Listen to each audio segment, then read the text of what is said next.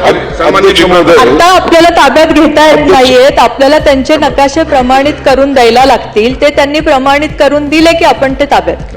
अध्यक्ष महोदय, या ठिकाणी आमदार महेश लांडगेंनी ही लक्षवेधी या ठिकाणी मांडलेली आहे. खरं तर ही लक्षवेधी मांडत असताना मंत्री महोदयांनी या ठिकाणी उत्तर दिलं की रेड झोनचं जे आरक्षण आहे ते 2013 पूर्वी या ठिकाणी टाकलेलं आहे, 2013 साली टाकलेलं आहे. परंतु 2013 पूर्वीची परिस्थिती काय असते की जे जागा मूळ मालक असतात ते मूळ मालक ही जागा स्वतःकडे एवढी ठेवत नसतात, कारण त्यांचा उदरनिर्वाह त्या ठिकाणी करण्यासाठी अर्धा गुंठा 1 गुंठा किंवा एकर 2 एकर जागा ते विकत असतात. आणि अशा वेळेस 2013 पूर्वी जागा विकली असल्यामुळे त्या ठिकाणी मोठ्या प्रमाणामध्ये या ठिकाणी वस्ती झाली, लोकवस्ती झाली. त्याला त्या ठिकाणी पिंपरी चिंचवड असेल, या भागातील आयुक्त असेल यांनी त्या ठिकाणी परवानगी दिली. काही बांधकामं त्या ठिकाणी अनधिकृत झाली.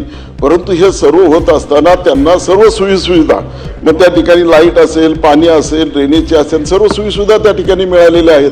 मग अशी आरक्षण जे टाकलेली आहे रेड झोनमध्ये आलेले आहेत, तर हे आरक्षण खरं तर या ठिकाणी हे आरक्षण वगळण्यासाठी आपण या ठिकाणी जरी केंद्र सरकारने जरी टाकलं असेल तरीच राज्य सरकार म्हणून या ठिकाणी पूर्वी झालेली बांधकामं झाली असेल त्या लोकांना न्याय देण्याच्या दृष्टिकोनातून या ठिकाणी टाइम बॉन्ड या ठिकाणी कार्यक्रम दिला गेला पाहिजे. ही चौकशी समिती या ठिकाणी निर्भय केली पाहिजे. या चौकशी समितीमध्ये किती दिवसामध्ये आपण ती चौकशी समिती नेमणार, त्याचा आदेश आपण किती दिवसामध्ये केंद्र सरकारकडे पाठवू, याचा टाइम बॉन्ड कार्यक्रम या ठिकाणी मंत्री महोदय आपण जाहीर करणार का?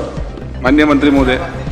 अध्यक्ष महोदय, चौकशी समिती आपण लगेचच येत्या अधिवेशन संपल्यानंतरच्या काळात लगेचच नेमू आणि त्या चौकशी समितीला फक्त 1 महिन्याचाच आपण कालावधी देतोय. त्या महिन्यामध्ये त्यांनी जी काय सद्यस्थिती आहे त्याचा अहवाल सादर करावा आणि त्याप्रमाणे तसा केंद्राकडे फॉलोअप केला जाईल.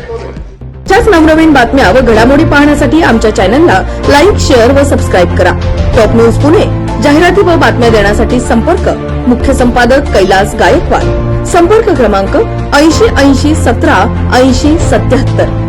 पुणे शहरात न्यूज रिपोर्टर नेमणे आहेत. इच्छुकांनी वरील मोबाईल नंबरवर संपर्क साधावा.